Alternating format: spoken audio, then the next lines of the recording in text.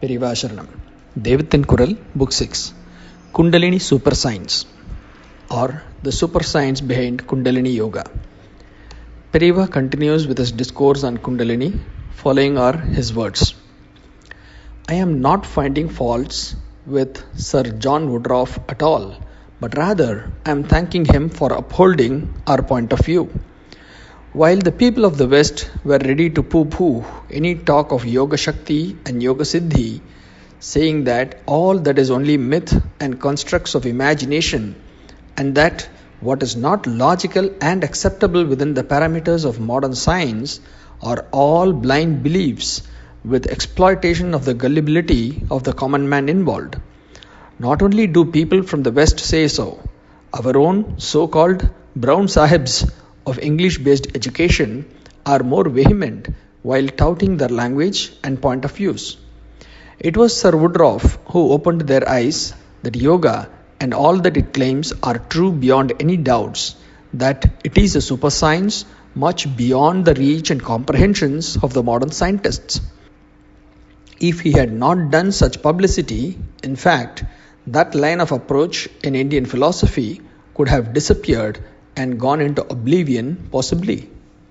To such an extent, that line had become obsolete due to not being subscribed for in terms of attention, study and practice. Only after his writings there has been a revival of sorts within our country itself. After reading him, many have gone to become truly very well established yogis in this line of sadhana and learning and progressing systematically in the Kundalini Yoga method. It is a functional school of sadhana in which there are true yoga gurus available today with sincere and true followers. But a lot of fake elements are also evolving around the newfound land of Kundalini Yoga, brilliantly distracting one's attention. That is why I cautioned you well in advance. Maybe by talking so much about it, I might have created interest in it in some, like the forbidden fruit. But please note this down carefully. You better be warned and not land yourself in deep trouble by going to some fake character unless you have correctly investigated and assured yourself that the guru you finally go to is well established in the ultimate truth, is unconcerned about selfish gains, he cares for the welfare of the followers and will guide them till the final destination.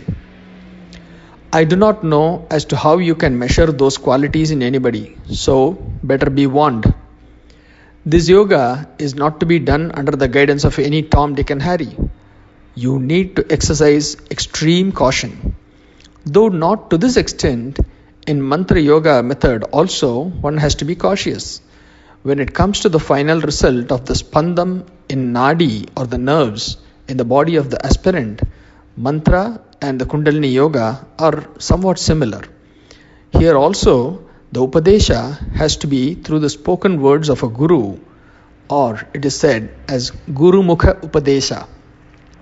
For these reasons, that except for addressing sincere aspirants, these matters are not to be spoken of in public for general consumption, as though is the basic rule. Without systematic Upadesha from a guru to a Sishya, there is no value in knowing these mantras. You may have excellent wiring, nice costly switches and bright bulbs fitted all around, but they are of no use without the power connection, isn't it? Similarly, Guru's Upadesha is the source of power even to the mantras. His Upadesha is the live source of power.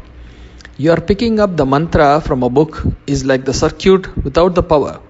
While not having the necessary effect, a wrongly picked up mantra could have negative effect. So let me change the example. Think of the sounds of mantra as the source of power.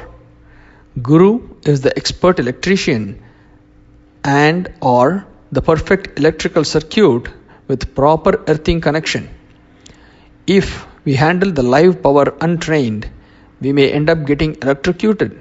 Whereas, if the power reaches the bulb in proper voltage and amperes, like the lighted bulb, the mantra will quietly have the necessary effect. Periyava Sharanam.